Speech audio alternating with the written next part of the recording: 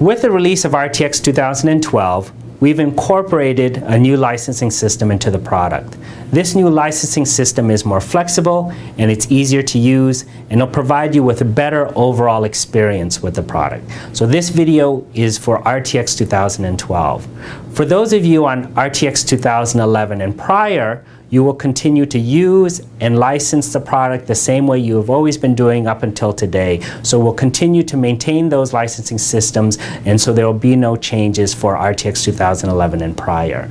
So in the next couple minutes, we'll talk about how to license and activate RTX 2012. So once you've gone to the product download section of our website, you'll download and install RTX, and once the installation is complete, you will then get this activation and configuration utility. So here at the top of the screen is where you will enter in your activation key. And on the right-hand side, you'll see an activate button. So in this video, we'll be talking about when you are activating a target that is directly connected to the internet. For machines that are not directly connected to the internet, we'll cover that in another video, and that's when you will use this import license button. Okay, so let's go ahead and get our activation key. So now you will need to go to the email that you received from Interval 0. So this will contain your activation keys. And if you scroll down, here you will see the product that you've purchased. In our case, it's RTX 2012. It's Ultimate, so we have support for up to 31 real-time processors. It has TCP/IP, and it's a full SDK. And if we scroll down a little further, you will see here's the activation key or keys. In our case, it's just a single key.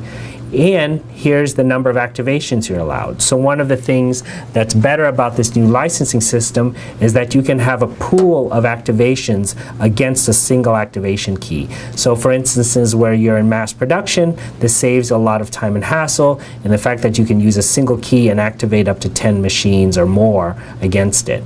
So now we're going to copy this activation key, right click, and now we'll go back to our licensing utility. So here we're back here, the licensing and activation utility. We'll go ahead and paste this activation key in, and then since we're directly connected to the internet, we'll click activate.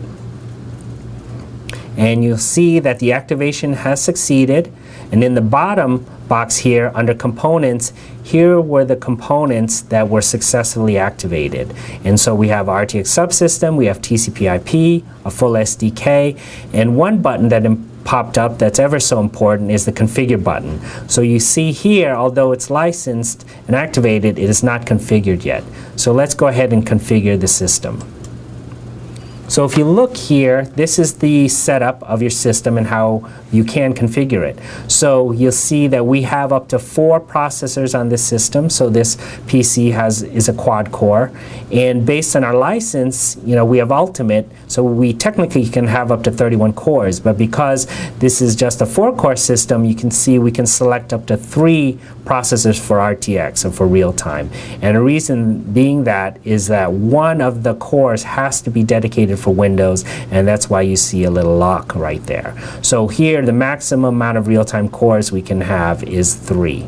So you see that you can change the number of Windows cores and RTX cores by either entering the numbers inside of these dialog boxes, okay, and the total needs to be 4 because we have a total of 4 cores in our PC. Or what's easier is just by simply clicking on these icons below, we can change it. And in our case, we want 2 cores for Windows and 2 real-time cores for RTX.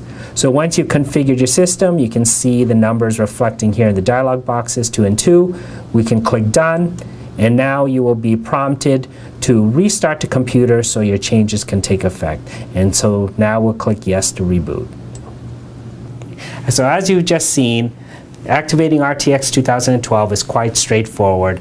And again, we selected this new licensing system because it is more flexible and it is much easier to use, and you should have a better overall experience with working with the product. So good luck with all of your RTX 2012 development, and thanks for your time.